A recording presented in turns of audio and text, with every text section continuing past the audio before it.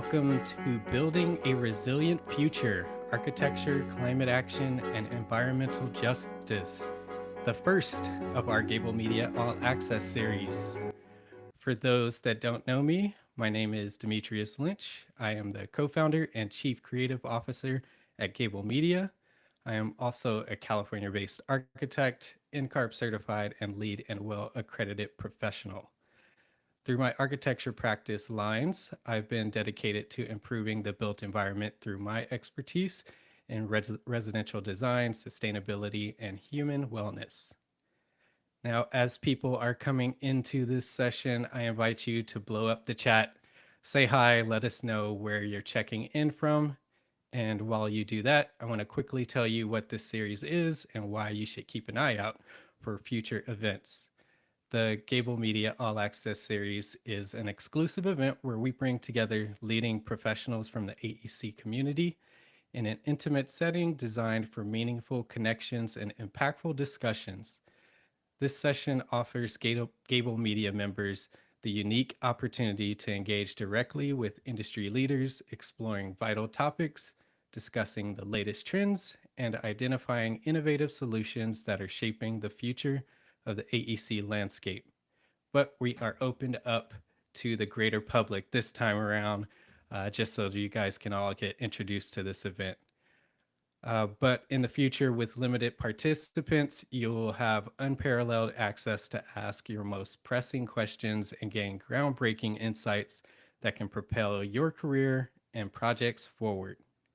Again, today's session is Building a Resilient Future: Architecture, Climate Action, and Environmental Justice.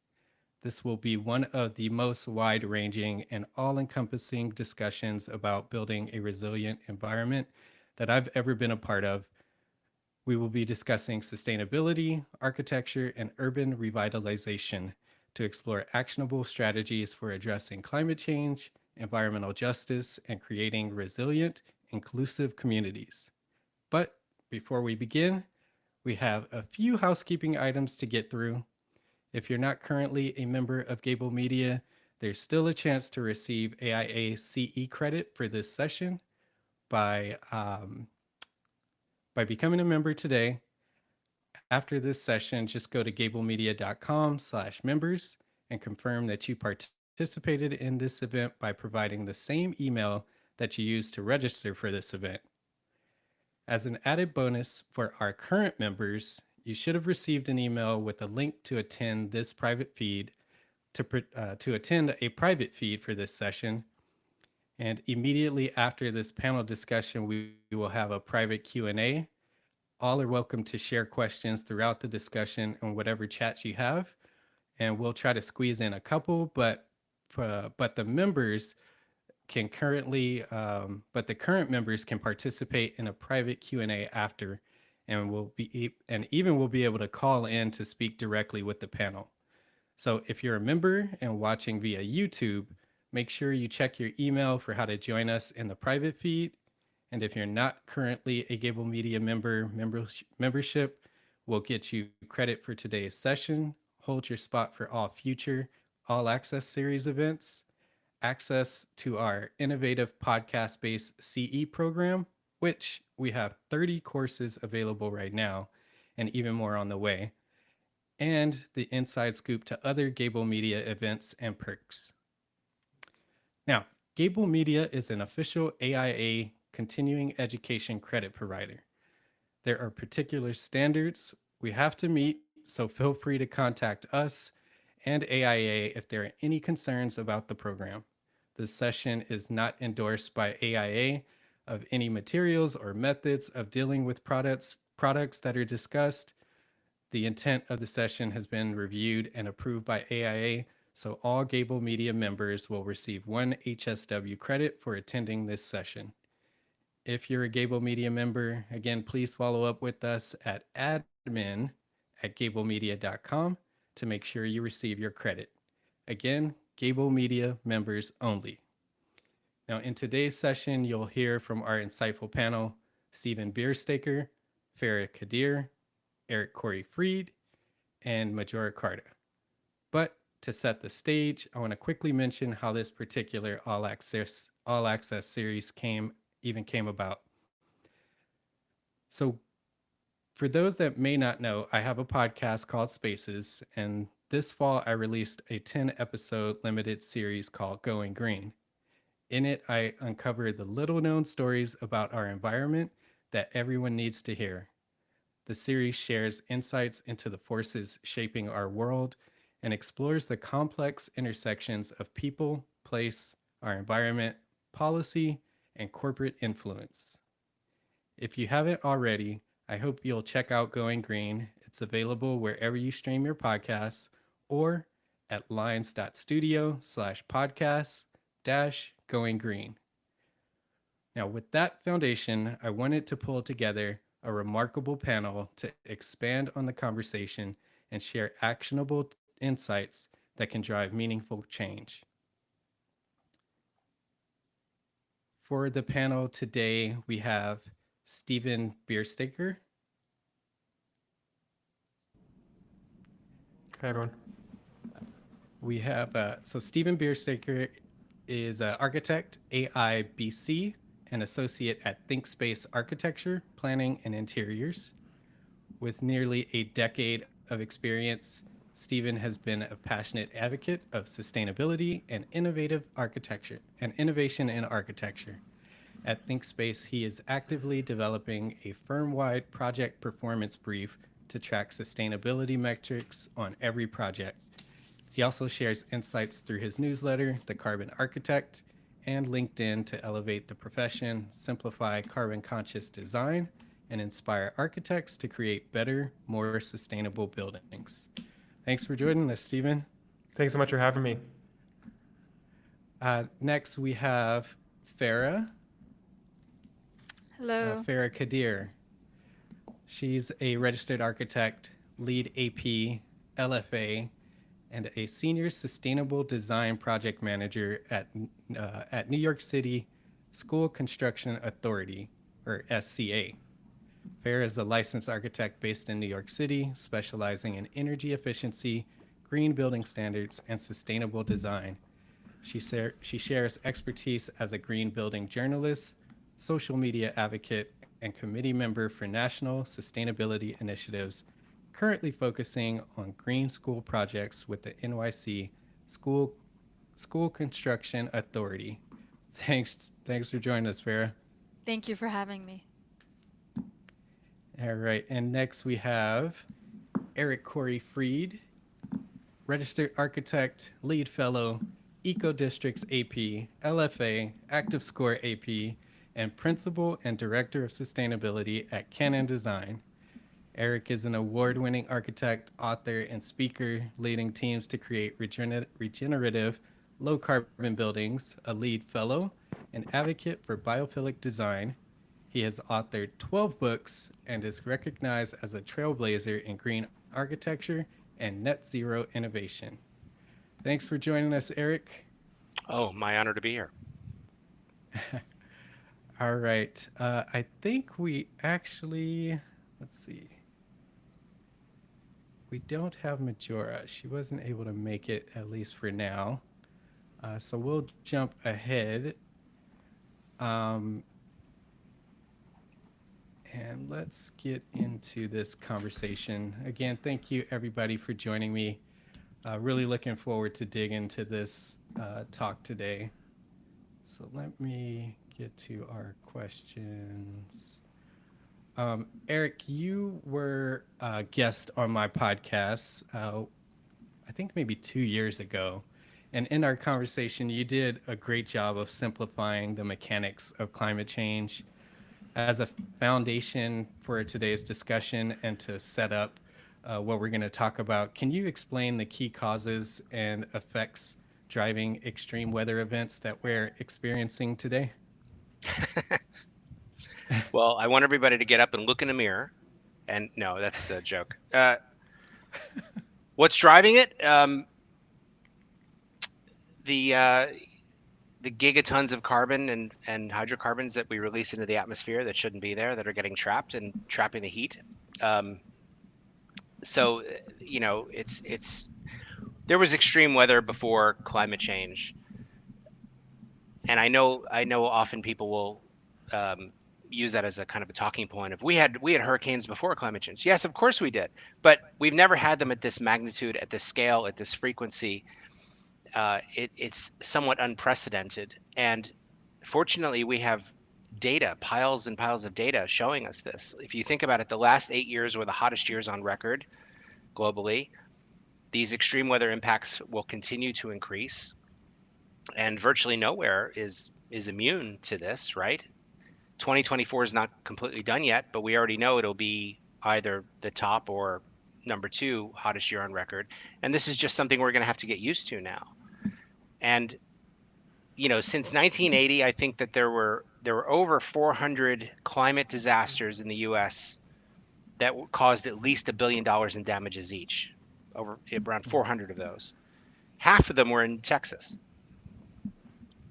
and the bulk of them were in the southeast portion of the country. And yet these are states that in some cases are trying to even deny that climate change exists or making it illegal to even talk about it, like avoiding it would magically make it go away.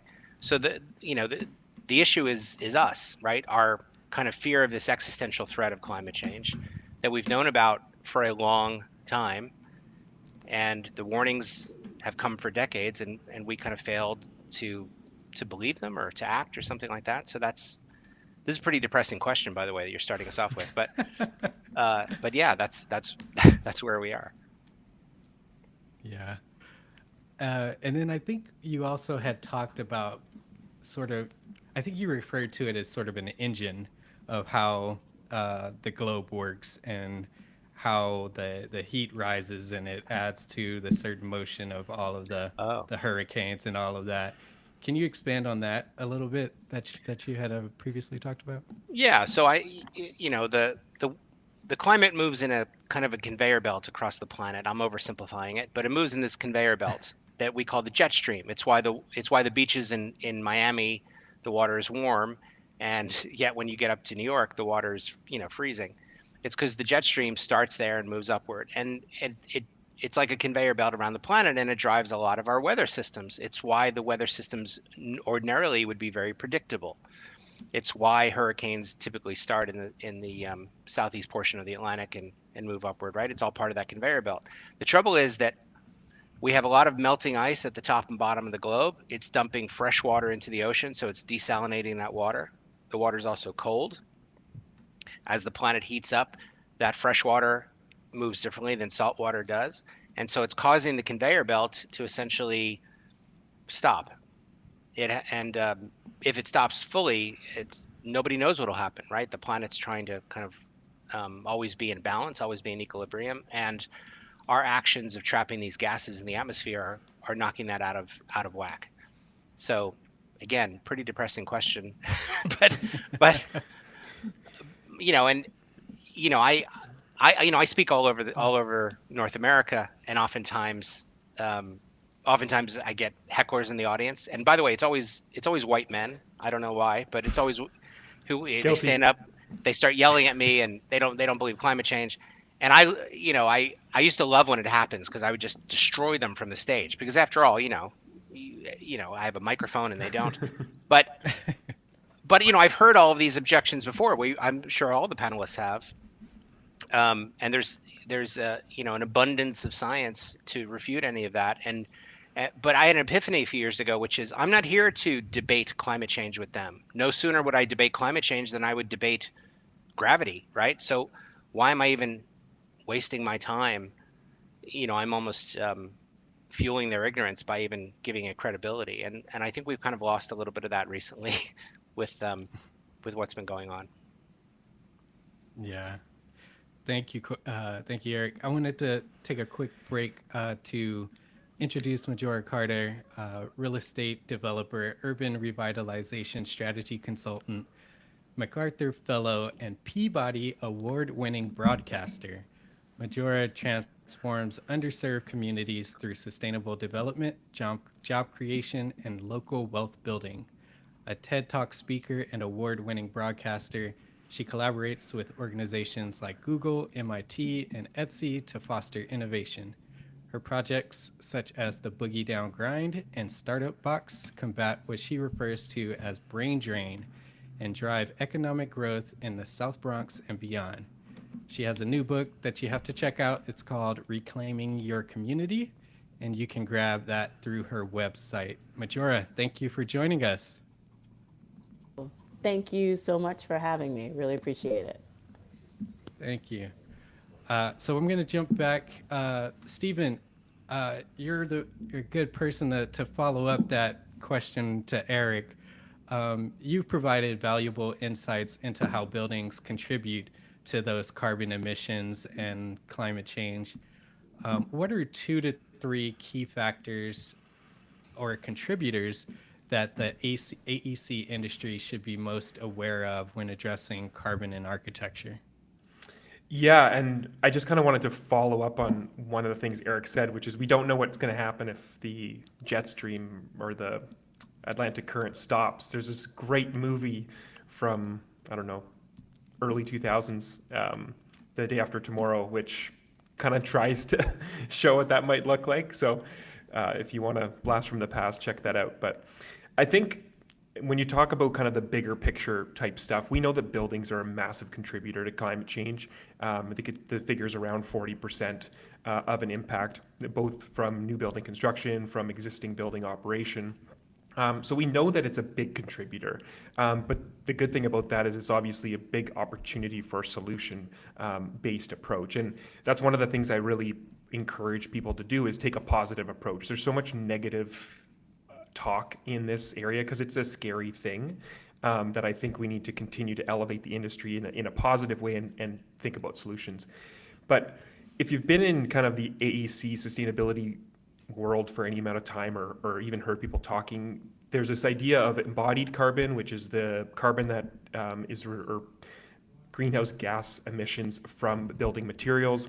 And then there's the operational side, which is the emissions from your gas heating system, your electricity. So those are kind of the 2 streams. And traditionally, like codes have really focused on energy use the most. Now, obviously, there's a lot of codes that are still so far behind, and we're building buildings that aren't really high performance. But what I usually recommend for people to do is to make sure that they're looking at both sides of that equation and not just doing one. And I also really encourage architects and other building professionals to understand their local context that they're designing in. I design in Vancouver, Canada, and most of the buildings that I work on, 98% of the emissions come from the materials because all of our electricity is from hydroelectricity, and we do a lot of our buildings as all electric now. So when it comes to reducing emissions on our buildings, getting your energy use lower doesn't have very much of an impact. And that's just regional. And that's one of the challenges I have when I talk about things on social media is I'll kind of blanket statement things. And then someone's like, hey, where I live, it's XYZ because we run on coal. And it's like, well, yeah, you have a totally different scenario than I do. So I think the regional lens is really important when we talk about sustainable design and carbon reduction. There's a lot of other things, but I think that's maybe the first couple things I would say. Yeah. Farah, Stephen kind of set you up as far as kind of the code and policy standpoint, from the code and policy standpoint. With so many sustainability certifications and standards that are out there, how do you determine which ones are the most impactful for a project? And how can architects and other AEC professionals kind of balance the goals of certification with practical constraints in terms of budget, material, design, and design intent? Yeah, it's a good question because there are so many certification programs that are cropping up now, and it's confusing as to which one a project should go for. And really, it's a very individualized process. Just because one is more popular or mainstream doesn't mean that it will fit with your particular project. You have to look at your owner's needs, your design goals, your own intent, and then align it with the certification program. So different programs have different performance targets, which help determine your project's green goals. So one program might emphasize achieving a zero waste building. One program might emphasize achieving a net zero energy building. So what is it that you are aligning with? Second, you have to look at the size of your project. If you're looking for, if you have a larger, more complex project, you may want to go for a certification program that is more comprehensive and covers different target areas because you may be able to meet many different parameters. But smaller projects can go for more simpler certifications that have maybe one particular green goal.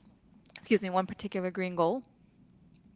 There are several parameters though that can really help you hone in on which certification program to go for. One being your local jurisdiction. New York City, for example, does require for its public projects to maintain a lead at a particular tier. So certain cities may also offer certain incentives economically. So that's definitely first avenue to look at. Um, but there are several other, factors that I personally recommend when looking at these programs. Third-party verification is definitely very important. That would help lend credibility to inherently green design. Look for something that will require that additional layer of credibility. And then also, I highly recommend finding a certification program that monitors and enforces post-occupancy performance targets. We want measured results. We don't want design results per se to drive up, what the green goal is of the project, so that there are no surprises down the road. You take a look at the building's performance and you see the energy consumption may not have aligned with the energy model, which is often what happens. So again, we want to measure the occupancy usage and real-time monitoring. And then also you want to take a look at in the certification program what focus of sustainability is emphasized. So certain certification programs now tend to emphasize health and wellness versus another. So some programs focus, as I said, on energy or water, and others are more broad. And then one additional factor I'd mention is some certification programs. If your property value is very important to you, which ones are widely recognized or in your own country or in your jurisdiction, and then go off of that. And online, you can find a database of which projects have been certified locally in your area. So that's a great resource or great way to figure out what might make sense for your climate. Yeah.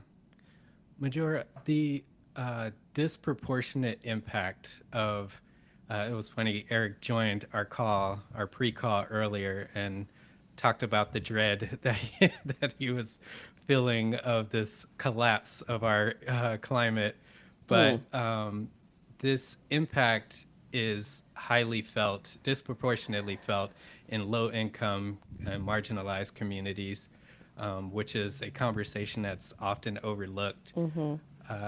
For you, urban revitalization efforts face the challenge, revitalization efforts face the challenge of uplifting these communities while also preventing the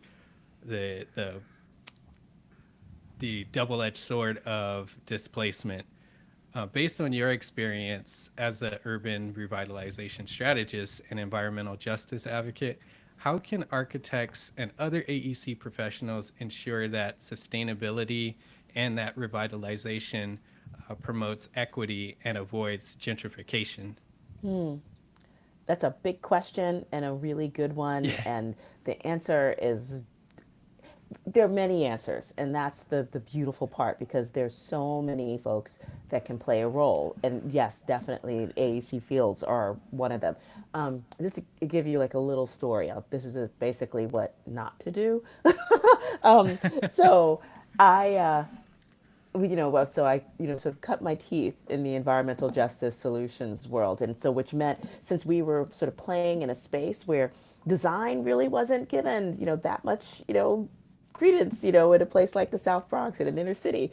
But we wanted to do this really amazing, project. We transformed this dump into a park, was it the beta version? And then we were able to solicit so much excitement around it that we were actually in line to get a $3 million investment in that park to create like one of the first waterfront parks our communities had in over, at that point, it's almost 70 years. Like we just did not have those kind of spaces that literally were designed, to love up on our community, to make it the kind of place that people wanted to be in. And And it was right after 9/11 when obviously city budgets were just like kind of flipped out. Everybody was like going a little crazy, and rightfully so. But one of the things that happened was that the city decided to put like a total kibosh on new projects like parks. It wasn't considered like a real thing. And I was just like, wait a second. If anything, like what we need are more of these like third spaces, gathering spaces. And Oh, thing called TED. And there happened to be around the same exact time one of the bigger projects in New York City, also a park development project, of which I will not say what it is because that would give away too much. But the designers of that project were just like the red carpet was rolled out, literally rolled out, to from by the city and private sector, just like we love up on this place and it's going to happen. And so I ran into one of the designers, and I was like, you know what, I could use your help because here we are, a community that is in desperate need, of the things that positive design can actually provide for our communities. And I need you, star architect, to basically talk to my city about that. Just using your position and just say, you know what, we can't just only be building good things, in higher status communities. We actually need to be doing these things in places that actually need these kind of great third spaces. And this person refused to do it because to this person, it was more about not having basically like as if she was going to lose anything by actually coming out and saying, no, there are other places that need this level of attention and design, in particular from the AEC communities. But they wouldn't do it. And I felt like if we know the impact that those fields can have on creating equity and support within all parts of our worlds, and you don't use your voice to help make that happen, if you're not figuring out like how to make it so that the human capital in those areas are also benefiting in any way, if you're not coming up and going and doing things like, how do you support even more equity, in those worlds in a way that makes it so that from the sustainability field, and the environmental perspective, even the just the career perspective of AEC, how do is there something in it so that we can build those things, from the ground up, and or do we want to continue with not diversifying those things at all, because that's the way they kind of look right now, and we and I think that's also part of the problems that we experience. So, because it shouldn't just be, that this continues to be this very rarefied world in which only a select few get to do, the designing, and all of the rest that's associated with it. And I feel like that will actually help create not the building more equity into the profession, and into the actual work that gets done around our world, also speaks volumes about who is valued and what's valued, and who's doing the design or not. And so I think that's just one of the things that I feel like often doesn't get a lot of attention, but I think it should. yeah. So let's kind of expand on that. This is open to the whole panel, so whoever wants to jump in. How can architects and AEC professionals better integrate principles of environmental justice into their daily practice? What specific tools or frameworks that either of you have kind of come across to help ensure that projects benefit the communities around them, the communities that are most affected by climate change? I'd like to, oh, sorry, yep, I'd like to just No, jump in and mention a New York City tool. That's all right. go for it. Yeah, Yep. go for it. So there's a tool, Environmental Justice NYC, and it provides a lot of information to the public that can help inform design decisions. And it actually serves as a really good learning tool for architects to help survey a site properly. But it shows where resources are located for project sites. So you can map out proximity of community gardens, which provide open space, food, nutrition, It shows where there are nearby transit routes that could lead to air pollution, and it also provides locations for parks and open spaces that, of course, improve air quality, provide physical activity. It also shows where waste sites are located. So what it does is it merges information from New York City's Department of Health to show areas that are vulnerable to things like diabetes, asthma, where there are mortality. So I'd highly recommend folks check that tool out. Again, it's Environmental Justice NYC. It's a mapper tool.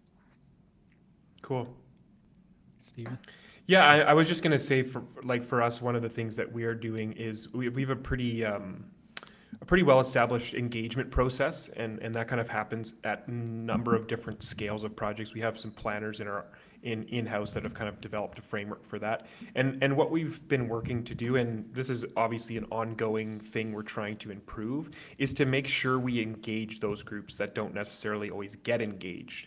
To make sure that their voice is at the table, and that could be on any kind of scale of project. A lot of times you're dealing with steering committees, you're dealing with people at the top who may have been selected by other people at the top, but trying to engage groups that will interact with the building in some way or the space in some way, but probably didn't have their voice traditionally heard. So we try and really encourage that and do that on all of our projects in some way, is to have some kind of public engagement with user groups like that. Eric?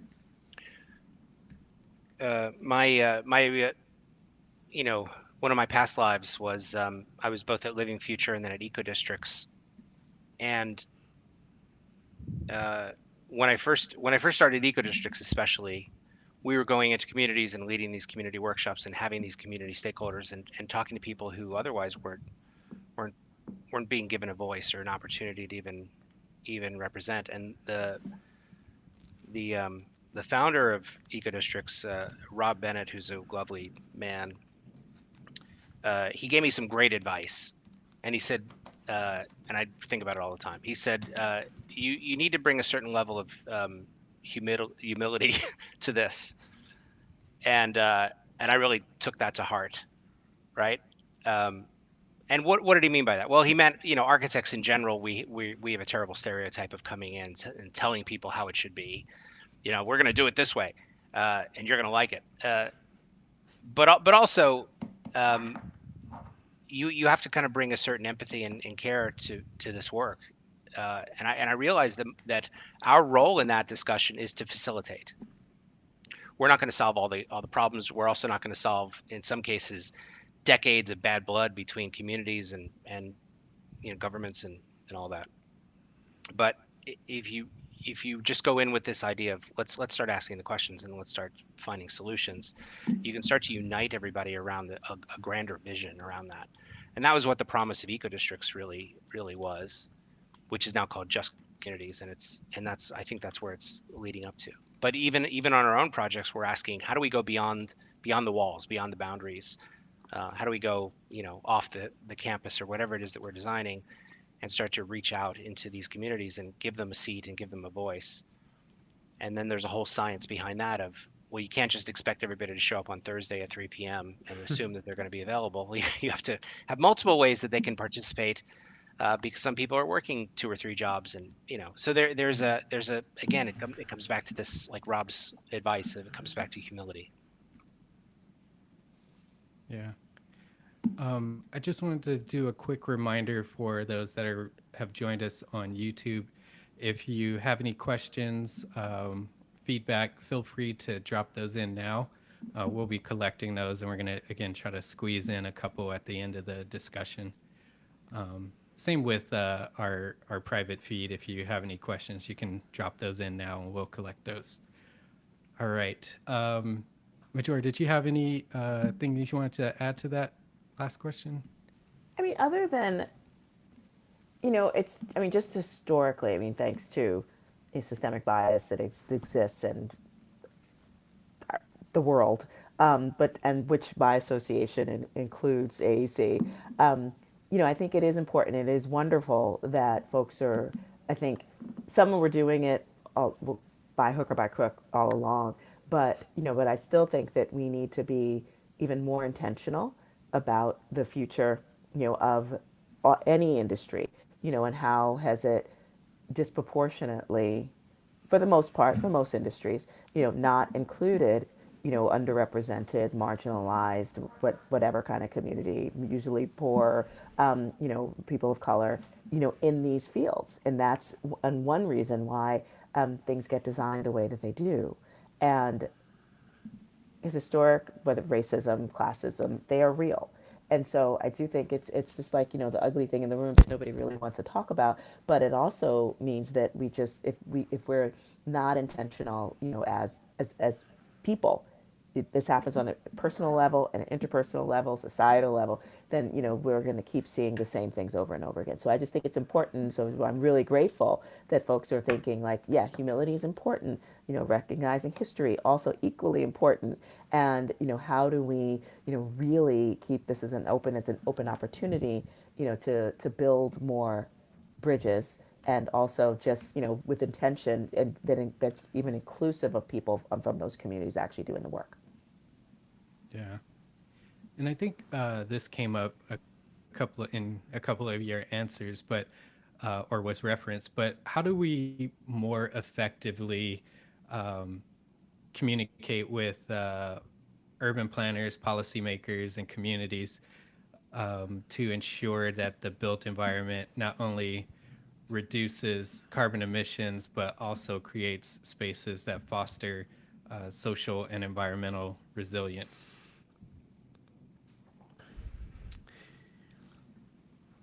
Fair. So I think on a community level, I think architects can, be involved with civic engagement and work to influence local policies that could address those items. I think participating in city planning meetings, serving on local planning or zoning boards, or even advocating for local zoning laws that would help protect, for example, green spaces, would make a huge impact. I'm on my local zoning board now in New Jersey, in my town, and I'm the only architect on that board. Everyone else comes from a completely different background, and so I think I just want to emphasize maybe there's a lack of architects on and in local groups like these, and so we need to contribute our perspectives where it will be impactful. I think helping shape a local jurisdiction's master plans to integrate issues that there may be ignorance on could help address that. Yeah. It's like case in point. Like that's why it's like there was a major architect, in that example that I gave early on, who didn't do that because it's just like that wasn't, maybe it wasn't who was paying her, just like didn't want to put a dog in that fight. But we have to be in those fights if we're really, and I think especially urban planners, sort of have this, it's almost a Hippocratic oath that they take, like doing no harm. But if you are only doing the same kind of development and, working on policies and working with policies without saying anything about it, that we know have traditionally disproportionately added to the environmental and economic assault of those communities by regulations in history, then that's a problem. And, it's something that I see, in my work to this day. And it's like, it's been a long time, since, redlining, existed, even though technically we still have it. And we still plan our communities based on it. We still design our communities based on those kind of histories. And I do think it's really important for those of us, who are in this world to at least kind of acknowledge it through our work. And it doesn't mean that we're not all going to get work. Of course we will. But I mean, ultimately, we know that who gets the bulk of it, and who gets the right to design. That I think and really define what happens in our communities. And so I think even by broadening, the playing field of who even gets to participate. I mean, are those firms hiring, more people of color and folks, who aren't from, the communities that we more traditionally see, focused on it. Like I've been super excited to see. Again, I teach at Princeton, and I'm seeing a lot more, architecture students and urban planners, of color and from, frankly, poor white communities who are moving into that profession. And I'm just like, great. Now, let's just make sure we embrace them in really strategic, important ways, because many of them do want to go right back to their own communities and start working in that field. And I think that's really helpful. I think that will help save our planet if we can see more of that happening. Yeah. Eric? Your question also asked about social and environmental resilience, Yeah. and what we've observed in working in these communities is they tend to focus on whatever the last bad thing that happened was. So if they had a flood, then all the resilience planning is focused on, you know, either preventing a flood or bouncing back from a flood. If they had a wildfire, it's all focused on that. But in truth, there's a wealth of potential stressors or shocks that could disrupt the normal operations. And since these tend to disrupt the lives of people inequitably, um, what we've been doing is we've been kind of mapping out. Um, I call it a resiliency dashboard because I don't know what else to call it, but essentially taking that zip code and then mapping out what are all, what's the actual climate data tell us? What are the other societal factors that could be disrupted around unemployment rates, graduation rates, um, traffic patterns, air quality, and then just recently we kind of converted this into there's now two pieces. There's this resiliency dashboard that looks at the stresses and shocks, and then this new social determinants of health dashboard that I just finished.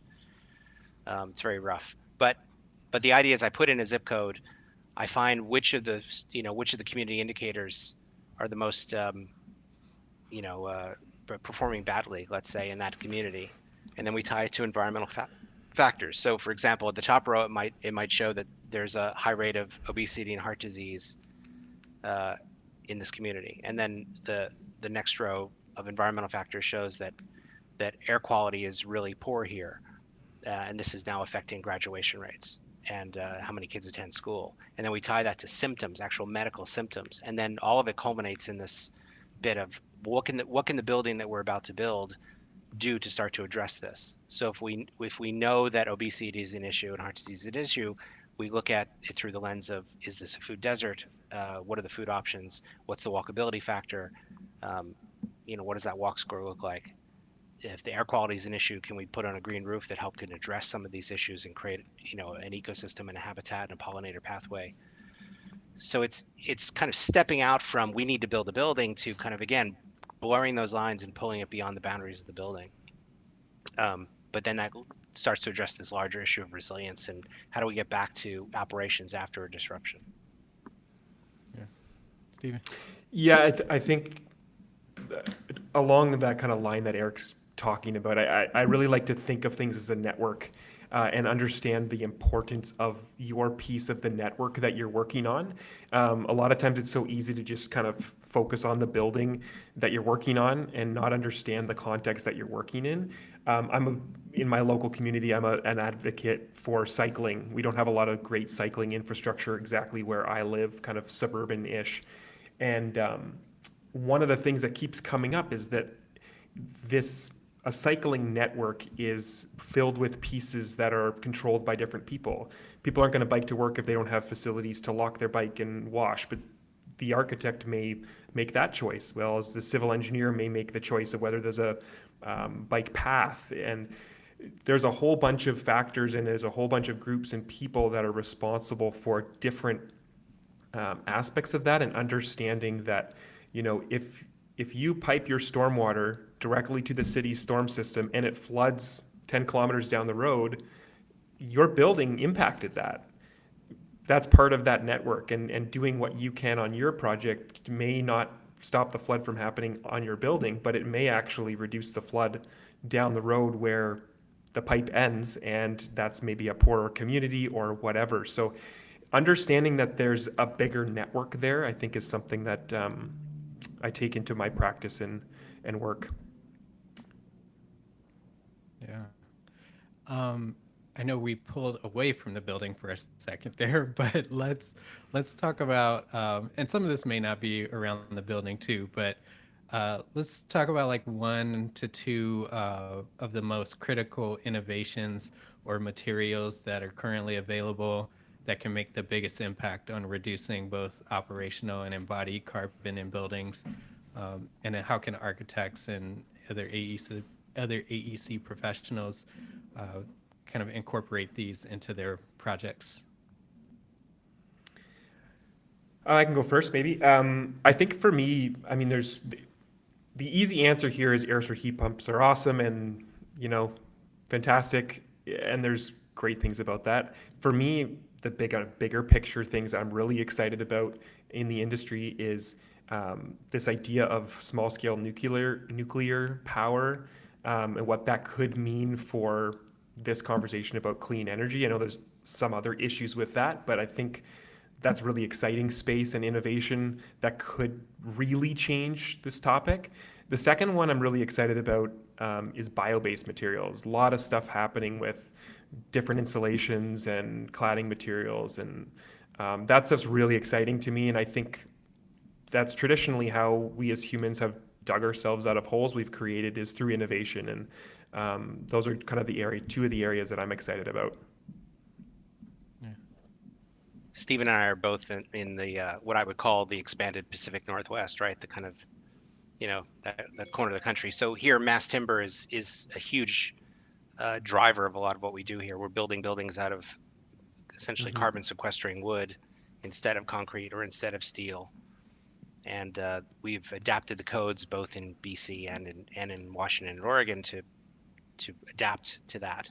But all those biogenic and bio-based materials, to me, are the pathway, right? Of let's grow building materials, let's grow renewable, abundant, healthy building materials, and let's start to upend that old paradigm of filling the building with toxic, processed, cancer-causing chemicals that just don't make any sense, and really push back on a lot of those old assumptions. I feel like every day I'm arguing with how do I put this in a way that doesn't offend people? I'm arguing with really confident but wrong people. Confident idiots is what I want to say, but people that are confidently wrong, confidently incorrect in what they're saying, and they're fighting to keep things this terrible is kind of what it feels like. And and it's amazing when you come in and you're like, hey, I have a wild idea that can make things better. You're not met with open arms and hugs and cookies. Instead, you're met with just nonstop resistance of people like inventing reasons why it won't work. This kind of, you're just constantly fighting these curmudgeons who are like, man, it won't work. And so I've realized that our job as sustainability people is to change that culture. So the way that we do it is, here's a typical scenario. Hey, I have an idea. What if we built the building out of mass timber instead of steel or concrete? And this would align with your larger organizational carbon goals. Wouldn't that be a good idea? And they go, yeah, but there's always the but. But I heard that wood burns, and I heard this, and I heard that, and I heard it's way more expensive. And so there's a great way to shut down these people, these kind of confident but incorrect people all the time. And I want you all to write this down. And basically you go, oh, how many mass timber buildings have you built, or how many times have you actually done this? Because inevitably they will always answer 0. And then you can say, oh, so you don't really know what you're talking about. And now let's hear from the experts. And then we can actually call in people that do know what they're talking about. And then we can start to have that conversation. And you don't have to do it as an antagonistic way as I do it. You could do it in a more fun way. But I find that people are resisting change for resistance sake. Right. And that's to me the strangest part. And so we're constantly pushing against this friction of momentum, and the momentum's going in the wrong way. If you think about it, we've been building the same way for 200 years, and it's a failed experiment. It doesn't work. We need to Right. shift that paradigm, right? 100%. Well, it's funny because I feel like, that's what people do. We are so resistant to change. Innovation, like, whatever, sure you are. If you didn't do it, then you don't want to know. And, having, it's all the time. But one of the things that's super, in addition to mass timber, I just got off the phone with an architect who's really been sort of leading it over on the other coast, which I'm very excited about, and hopefully we'll be working with one of my clients over here. But one of the things that I'm also excited about is how far modular construction, has gone on forward. And like, I love it for many different reasons. One, it could be things can be built off site. There's opportunity for new economic development to happen. It's just like another, super building model that I appreciate. But also going back to the design perspective, and that there are folks who are being open to different types of design. Like, I'm really excited about the more I think about micro units, or like more of literally the design type spaces, like having more communal spaces and just housing types that are out there that need to be implemented in some way, or at least explored, so that we can deal with the tremendous housing crisis that we're having. Not just in my neck of the woods in New York City, we just built less than 11,000 units of housing of all types in New York City for a whole host of reasons. Most of them not helpful for people who are looking to need to be housed. But the point is, it's like whether it's the cost of subsidy programs or just the cost of construction, blah blah blah. But the point is, like, we have to get a lot more, I think, open to exploring different housing types, sizes, materials, and ways that actually make it more affordable to build as many as possible. Yeah. Okay. Farah, did you have anything to add to that one? Yeah, there's actually, we saw this at Greenbuild, but more and more manufacturers are getting into low carbon materials or zero carbon materials and finding cement alternatives. There's a number out there. It's concrete contributes to 8% of global emissions. And so I'm excited about manufacturers getting into that conversation and providing those alternatives. But you also asked about how, you know, operational embodied carbon, like how can we as architects should have reduced that? And I think this is coming up more and more, but the EPD databases that are coming out, we as architects can continue to drive our suppliers and our manufacturers to disclose that product information. And I think we should continue to do that so that we can drive them to go home and come out with products, do their research that help meet the carbon targets that we're looking for in our buildings. And I think that for embodied carbon specifically, that we should become much more enforcers of material specs in that regard. And of course, I think we can be more intentional with our design, design more compactly, design for function, not aesthetics, so that we could just eliminate unnecessary materials. Think about permanence of design for flexibility of spaces. Okay. All right. We're coming to the end, and I know you got a heart out, Farah. So I want to try to squeeze in one final question. If you can all kind of keep it down to 30 seconds or less. And then I want to try to see if we can cram in one YouTube question if we have the time.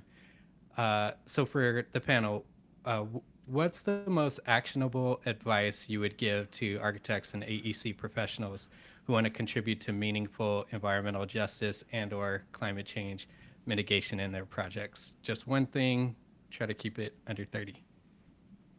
Whoever wants to start. Eric? I'll go. Yeah. Just start. Just go. You don't need to be an expert. You really just need to be asking questions, and don't be afraid of looking foolish. I ask stupid questions all day long, and I don't even know if people look at me funny. But asking the question of why are we doing this or why are we doing it that way, what I find is that a lot of people are preemptively shutting down the discourse simply because they don't want to look foolish, or they don't want to ask the question, or they thought maybe everybody knows and I don't. So we need to get over that. And that would be it. That would be my big advice. Just start asking questions.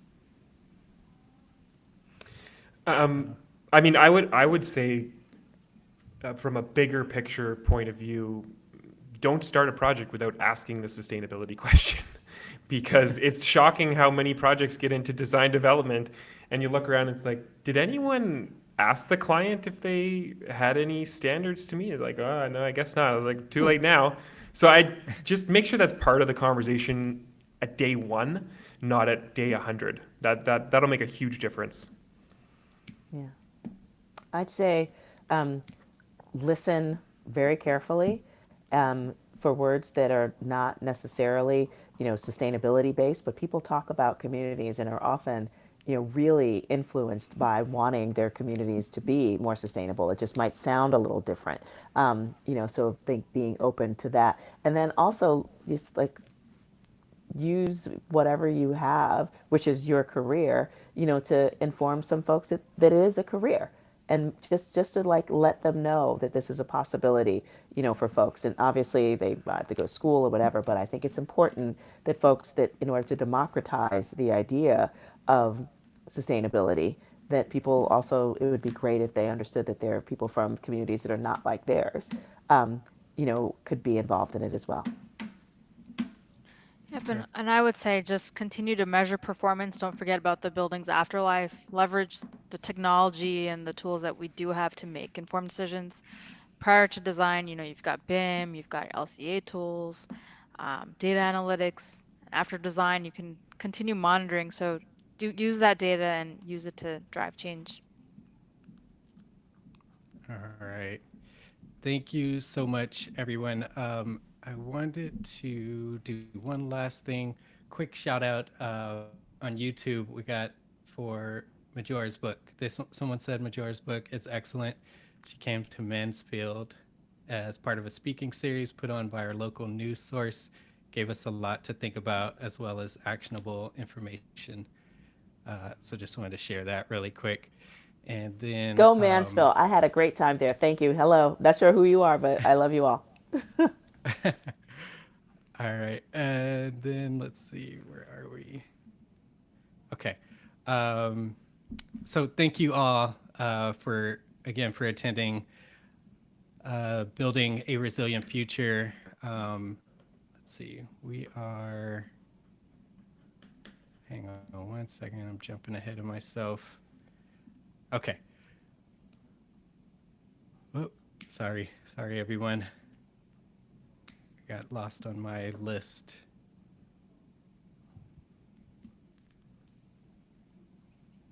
Okay. Um, so thank you all again for this amazing conversation. We're going to squeeze in one question. Farah, I am so sorry if you can give me No, no, one sure. more minute. Um, but before you do, I just want to thank everyone again. We've been speaking to Stephen Bierstaker, architect AIBC, and associate at ThinkSpace Architecture Planning and Interiors.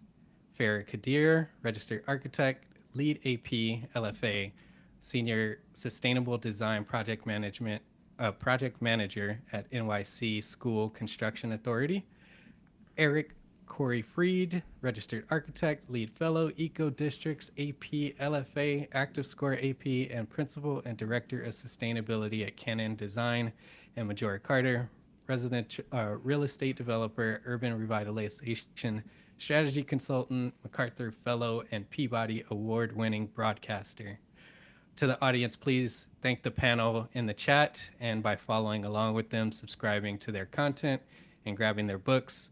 And one last reminder, if you are not currently a Gābl Media member, you still have a chance to receive one AIA HSW credit for watching this session by becoming a member today. So just go to gablmedia.com/members and confirm that you participated in this event by providing the same email that you used to register for the event. Again, becoming a member today will get you credit for this session, hold your spot for all future All Access Series events, access to our innovative podcast-based continuing education program, which we have 30 courses available right now and even more on the way. And you'll have the inside scoop on other Gābl Media events and perks. Okay, squeeze in that one last question. Warmer oceans equal, let's see. Warmer oceans equal more moisture in the air, although apparently not in the Northeast at the moment. I've been trying to call it climate disruption instead. That was more of a comment, not a question. Let's see. These are all comments that I'm seeing. Okay. I'm becoming a fan of community benefit ordinances. Have any panelists been part of developing a CBO or any other anti-displacement language for development? whoever may have experienced that. Yeah, we did this. It's when you do what we call an eco district. In other words, when you galvanize an entire neighborhood or district's community together, typically there's a kind of a structural organization that you use to do that. And so there were eco districts that were built around the CBO concepts. But there's a lot of different kind of Yeah. governing structures that you can use to do that. There's um, if you go to justcommunities.org, I think you can probably download their guidebook and you can see what's available. But it's a great structure. A lot of planners assume that they have a very limited set of tools, and they don't. They're forgetting that people want to make the place that they live Right. better.